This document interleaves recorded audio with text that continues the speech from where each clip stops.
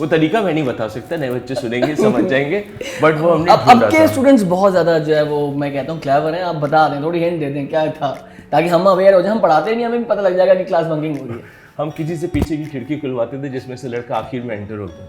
अच्छा। सो पहले क्लासरूम के पीछे खिड़की थी, सो वो अच्छा उस वक्त था, अब क्लासरूम भी चेंज हो गया नहीं, एक्चुअली एक लड़का खड़ा होकर सवाल करता था तो ही कवर्स द टीचर। ओके।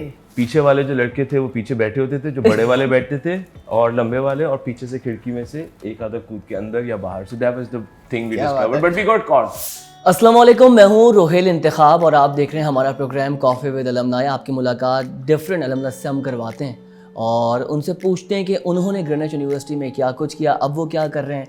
और आज के जो हमारे मेहमान हैं वो इतने ख़ास हैं कि मैं आपको बताऊं कि मेरी पैदाइश के कुछ साल बाद ही उन्होंने ग्रीनिच को ज्वाइन कर लिया।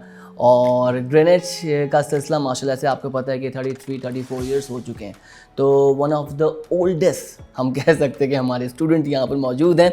उनसे पूछेंगे, जानेंगे कि उनका सफ़र कैसा रहा। हम वेलकम करेंगे शकील खोकर साहब को। शकील साहब अस्सलाम वालेकुम, welcome to the Greenwich university. कैसे हैं आप? वालेकुम अस्सलाम। Thank now that you have called me so old, I am trying to make a voice. वालेकुम सलाम। ऑडियंस कंफ्यूज हो गई होगी कि मैंने ओल्ड तो कहा लेकिन सामने से ऐसा कुछ भी नहीं। नहीं, बहुत old, completely old. No, I am good, thank you for calling me here. Thank you. Shakeel साहब बहुत सारी आपसे बातें करनी है, please call me Shakeel. Okay Shakeel, मुझे ये बताएं कि आप अभी कर क्या रहे हैं? लोग आपको इंडस्ट्री में किस तरह से जानते हैं? आपका काम क्या है, बिजनेस क्या है? I am on a job. मैं भी एडवर्टाइजिंग एजेंसी का चीफ हूँ, Interflow. I am their chief executive. इसके साथ साथ बहुत साल से मेरी अपनी एक फिल्म प्रोडक्शन कंपनी भी है, so that makes ads and commercials and all in all 30 years I'm in advertising generally.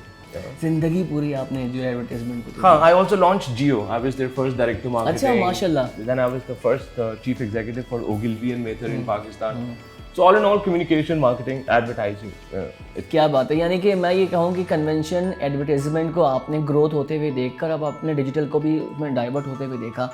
कितना डिफरेंस आ गया है सर? मैंने तीनों मौतें देखी हैं एडवर्टाइजिंग की। मौतें क्या लफ्ज़ इस्तेमाल किया? तीनों मौतें देखी है एडवर्टाइजिंग की, और इस वक्त तो बिल्कुल एक अलग सिचुएशन में पूरी एडवर्टाइजिंग। आइडियाज़ अलग हैं, ये चीज़ अलग है, so it's a very difference कोई नहीं है। आई थिंक डिजिटल ने आके सबका कत्ल नहीं कर दिया? नहीं, डिजिटल एक रिकरिंग, बजट्स कम कर दिए। डिजिटल नहीं, एक्चुअली नहीं बढ़ाए, बजट बढ़ जाएंगे, इसलिए कि digital is one of the few recurrent media as I define it. It's recurrent medium, I am so sorry. So जो रिकरिंग मीडियम होता है उसके अंदर ये होता है, डिजिटल के अंदर although it's just a medium, जिस तरह टीवी है, रेडियो है, अखबार है, ये सब मीडियम ही है ना, मतलब किसी न किसी आप मीडियम के थ्रू मैसेज देते हैं। डिजिटल भी मीडियम है। डिजिटल में जो एडवांटेज या डिसएडवांटेज वो ये है कि ये फॉरेन फिल्म भी चेंज हो सकता है। टीवी इतना जल्दी नहीं हो सकता, अखबार इतना जल्दी नहीं हो सकता। So this is very digital. And दूसरा, डिजिटल के अंदर पकड़ाई है। पकड़ाई आई मीन कि आप जो पैसे स्पेंड करते हैं उसका रिटर्न क्या आता है, so that's a great thing, you know exactly the numbers. Second, जिसको आपने अटैक कर लिया उसको भी तो आप एक नई गर्लफ्रेंड की तरह 24 घंटे मैसेजेस भेजते रहेंगे, चीजें करते रहेंगे, वो वीडियोस देखता रहेगा। जब तक नफरत नहीं हो जाएगी ना, ये जब तक वो कंज्यूमर या कस्टमर उसको पिच नहीं कर लेगा तो आप उतनी देर में डिजिटल वाले नई लड़की बना लेंगे। सो डिजिटल में ये एडवांटेज है। वेल सेड सर, आगे बढ़ते हैं। आपने ग्रीनिच कब ज्वाइन किया? आपका टेन्योर कौन सा था? 1990 or something. SM1. It was the first master's batch. It was the first master's batch. It was called MS SM1 something like that. Okay, उस वक्त मुझे बताएं करिकुलम कैसा होता था आप लोगों का? और अब आप जाहिर सी बात है एकेडमिया में देखते होंगे, आपने ये चेंज भी देखा। दूसरा ये कि इतने साल बाद आप ग्रीनिच आए, कैसा लगा? Oh fantastic. मैं बीच में एक दफ़ा पहले भी आया था, बट 10 साल बाद आया हूँ अभी तो मैं आज। आई थिंक पहले का curriculum, if you stick to curriculum, ये करिकुलम कभी भी विदाउट कॉन्टेक्स्ट नहीं होता। फॉर इंस्टेंस कि पहले हमें एक कोई कहानी जानने के लिए खुद लाइब्रेरियों में जाके, खोरी गार्डन जाके, गुलशन जाके किताबें ख़रीदनी पड़ती थी, उसमें से ढूंढना पड़ता था। करिकुलम भी उसी तरह था कि it will have much more detail and references because digital media exist नहीं करता था अल्हम्दुलिल्लाह उस वक्त। So now your curriculum needs to change because अब आप जो इन्फॉर्मेशन दे रहे हैं उसकी 36 न्यू एडिशंस एक स्टूडेंट को मिल जाएंगी। So I think it's not the students who need to adapt to the curriculum, it's never that. हमेशा टीचर्स और करिकुलम जो भी एकेडेमिया आपका या academic whatever that word is, I am so scared of education, I can't even pronounce the word. So these people should need to adjust to what the students are right now. Okay ये big पुराने difference है। वक्त की मैं बात करता हूँ, ठीक है। 90 का मुझे बताएं कि एडवर्टीजमेंट्स कैसे होते थे। कुछ मैंने पीटीवी पे ऐड देखे, पान मसाला के मुट्ठी में बंद है क्या, बिलबोर्ड्स मुझे बताएं कैसे बनते थे उस वक्त, थोड़ा सा इस पर रोशनी डालें फिर आगे बढ़ें। पहले डिजिटल से पहले काम सब मारेंगे मुझे, बट काम बहुत अच्छा होता था। अच्छा। इसलिए कि बहुत ओरिजिनल भी होता था, बहुत जेन्युइन भी होता था। और दूसरी बात है, अभी भी अगर आप किसी को भी बोलेंगे यार 10 बेस्ट स्लोगन लिख दो, तो उसके अंदर से मैं दावा करता हूँ कि 5 या उससे ज़्यादा कम से कम पुराने होंगे। जावेद जब्बार साहब के लिखे हुए, ताहिर खान साहब के लिखे हुए, इसी तरह और भी 2-4 बड़े अच्छे लोग, जावेद वाहिदना साहब की भी काफ़ी सारा काम अच्छा किया हुआ।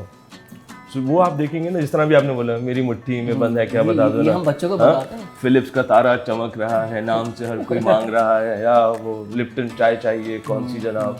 तो ये सब पुराने, बल्कि अब तो ये रीमिक्स हो रहे हैं। मतलब अब ऐड में नया रीमिक्स कुछ हो रहे नहीं हैं। है, वही सब कुछ पुराना। तो पहले थोड़ा सा उस तरह एनर्जी वाइज, डिटेल वाइज, क्योंकि आप रिलाई नहीं कर सकते थे कि हम पोस्ट में चेंज कर लेंगे, आखिरी मिनट चेंज कर लेंगे, ऐसा कोई नहीं था। आप रिहर्स होते थे, हर चीज़ बेहतर, और कोई कैंसिलेशन नहीं होती थी। अब तो आपको मोबाइल पे कोई 2 मिनट पहले कहते हैं। क्लाइंट्स भी ऐसे नहीं होते थे। अब क्लाइंट्स थोड़ा आपको पता है उनका डिफरेंट मामला होते हैं। बातें बजट के वक्त वो कुछ और रखते हैं, लोकेशन पे कुछ और बात करते हैं, पोस्ट प्रोडक्शन वालों के सर पे खड़े हो जाते हैं, अभी हमें ये रिक्वायरमेंट देनी है। पहले क्लाइंट्स भी अच्छे होते थे। सारे क्लाइंट्स कभी भी अच्छे नहीं थे, सारे क्लाइंट्स कभी भी बुरे नहीं थे, बट क्लाइंट्स की तरफ भी बहुत बड़ा चेंज ये है कि क्योंकि डिजिटल पे आप अगर एक चीज को एडिट कर सकते हैं मशीन पे और फिल्म बना सकते हैं, इसका मतलब ये नहीं है कि आप फिल्म मेकर हैं। ये लोगों को समझने की जरूरत है, बाकी तो सही है। बाकी चलें जी, ये बताएं कि जीयू ऐसा कौन सा मोमेंट है जब आप पढ़ रहे थे, आपने एमएस का बताया, आपको याद आता हो यार ये मैंने जो किया था, ये मैनेजमेंट को पता लग गया, या ये मुझसे हो गया, उस पर हंसी आई या सज़ा मिली या तफरी हुई, जो भी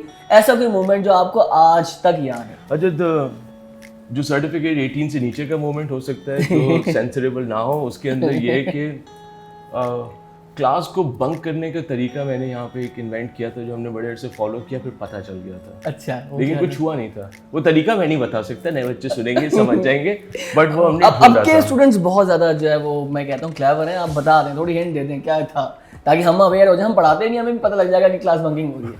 हम किसी से पीछे की खिड़की खुलवाते थे जिसमें से लड़का आखिर में एंटर होता था। अच्छा। सो पहले क्लासरूम के पीछे खिड़की थी। सो वो अच्छा उस वक्त था, अब क्लासरूम भी चेंज हो गया है। नहीं, एक्चुअली एक लड़का खड़ा होकर सवाल करता था, तो ही कवर्स द टीचर। ओके। पीछे वाले जो लड़के थे वो पीछे बैठे होते थे, जो बड़े वाले बैठते थे और लंबे वाले, और पीछे से खिड़की में से एक आधा कूद के अंदर या बाहर। So that was the thing we discovered, but we got caught. अच्छा, लेकिन मुझे ये बताएं, प्रोफेसर्स हमें बनाने में बड़ा किरदार अदा करते हैं, बहुत सीखते हैं, खासतौर पे जो क्रिएटिव लोग हैं, जो क्रिएटिव इंडस्ट्री और सेक्टर्स में अपने आप को लेके आगे जा रहे हैं। आपके हिसाब से आप समझते हैं सब ने अच्छे एफर्ट्स किए, शकील खोकर को क्रिएटिव बनाने में किसका ज़्यादा किरदार था? कुदरत। वो तो डेफिनेटली नहीं, मेरा मतलब है कुदरत, इसलिए कि और कोई उस वक्त रास्ता नहीं था मेरे पास। I was stuck in a situation and a very good friend of mine, so because of him, Karim Ramal, I got into advertising. But I think if you look at professors, I think unleashing, जो जिसे कहा जाता है ना कि search for creative expression की unleashing, I would give most credit to a gentleman, Allah ताला उनको मगफिरत करे, एहसान Durrani. So Durrani Saab was the biggest challenge in my life that I faced and the biggest motivation. उन्होंने मुझे सिर्फ जिंदगी पढ़ाई, उनके कोर्सेज में उन्होंने मुझे कुछ ऐसा नहीं पढ़ाया, बट दुरानी साहब, बाजवा साहब, these two really opened my perspective on the world and chit chat के अंदर यहाँ पे कर्नल साहब थे, ह्यूमैनिटीज़ पढ़ाते थे, उनका नाम मैं भूल गया हूँ, मेरे टीचर नहीं थे, बट उनसे मैं वैसे कर्नल फैज, तो उनसे मैं ऐसी गपशप करता था। राहत मुनीर साहब ने पढ़ाया। राहत मुनीर, आई लव्ड राहत मुनीर, रियली कूल गाय, बहुत अच्छा आदमी है। मेरी अभी इवन चंगी लॉ पढ़ाते थे, he was fantastic. So few of the teachers that are Basit Afzal research, तो ये 4-5 लोग थे जिन्होंने बहुत चेंज किया। ओके, आपने तो बता दिया बेस्ट टीचर्स का, कोई एक होता है बस हमें क्यों आ गए क्लास में क्या, बस इनका कोर्स निकालना है हमें, कौन थे बोरिंग टीचर? या खुदा का शुक्र है मुझे उनका नाम अल्लाह की कसम नहीं याद है यार, शकील आप बताना चाहने वो अलग बात है। क्लास की वजह से मैंने बंकिंग डिस्कवरी की थी, वो वाहिद जो आपने भी बताया। हाँ, मैंने एडमिन के लोग भी बाद में मिला दिए थे। अच्छा, तो वो जो आखिर में अटेंडेंस जाती बातें थी, खुलती जा रही हैं, एडमिनिस्ट्रेशन के लोग भी इन्वॉल्व हो गए थे आपके साथ। मैं बहुत अच्छा था। Okay fine, I don't want to get them into trouble. नहीं, एडमिन के नीचे बेचारे, उन्होंने तो मुझे हमेशा वो किया। But I think special thanks to Saeed bhai. Saeed bhai really counseled me a lot and helped me a lot. So एक बंकिंग आपने बता दी, आपकी एक्टिविटीज़ क्या होती थी, मतलब किस तरह से आप एंजॉय यूनिवर्सिटी में करते थे, फ्रेंड सर्कल क्या था, आउटडोर कहाँ जाते थे? उस वक्त तो ये इतना डेवलपमेंट नहीं थी ये CVU पे। अच्छा, I was on unfortunate, I was on the job for the 2 years. Okay. So मैं सुबह जॉब पे होता था, जॉब से मैं यहाँ पे आता था क्लास करने, क्लास के बाद फिर मेरे पास कोई एक्टिविटी का टाइम नहीं होता था। 3-3 घंटे की क्लास होती थी, तो जॉब के बाद आप आते थे मुश्किल से यहाँ पे, and I was in advertising, so I had to go back to my job. And agency job doesn't end at 5 o'clock. बिल्कुल ऐसा है। Class used to be 6 से 9 और फिर मैं वापस। Okay. During studies, शकील को कभी ऐसा लगा हो कि दिल की धड़कनें तेज़ हुई हो किसी को देख के, कोई आपको पसंद आया हो, आपने सोचा हो कि उसके साथ ज़िंदगी के मामलात आगे जा सकते हैं, ऐसे कुछ वाइब्स आए? अच्छा, नहीं बिल्कुल नहीं, हरगिज़ नहीं, मैं प्रूफ था इस तरह की चीज़ों से। But there was a teacher I really liked once, but Okay. Yeah. She's a friend of mine. I'm just bugging her. मतलब no, Okay. no, that's a joke. No, ठीक, no. इस पे ज़्यादा रोशनी ना डालें। तो इस पे बहुत रोशनी है, पूरी दुनिया को वैसे सब कुछ पता होगा, मैंने कुछ नहीं, nobody I. Okay.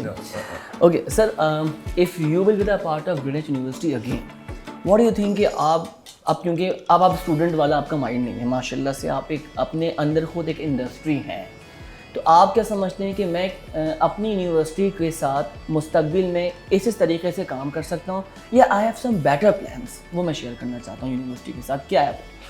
I think if I was doing anything, even if I suggestion भी देना चाहता तो मैं ये कहता they should make Greenwich into a digital learning hub. Now don't get me wrong, but digital में ये नहीं मेरा मतलब कि लोग दूर बैठे हो ऑनलाइन आ जाएं, ये हरगिज़ नहीं है। But whatever education is available in the world through the digital portal, I think Greenwich should branch out there, because जो खूबी Greenwich के पास है वो जो कुछ more regulated universities हैं, by regulated I mean downs हो गए, IB हो गए, जो भी हो गए, so उनके पास ये flexibility नहीं है जो यहाँ पे है। और students की learning flexibility भी होती है, learning जो होती है वो कोई hard carved in stone होती नहीं है कभी भी। I'm talking about marketing at least, or even the other side. So I think that exposure is what they can translate, because as it is यहाँ का exposure बाकी यूनिवर्सिटी से बहुत ज़्यादा है, यहाँ के स्टूडेंट्स का भी ज़्यादा होना चाहिए, तो इस that is one area. ठीक, Fundamentally I'm a very no, आप जो बात कर रहे हैं, got the point.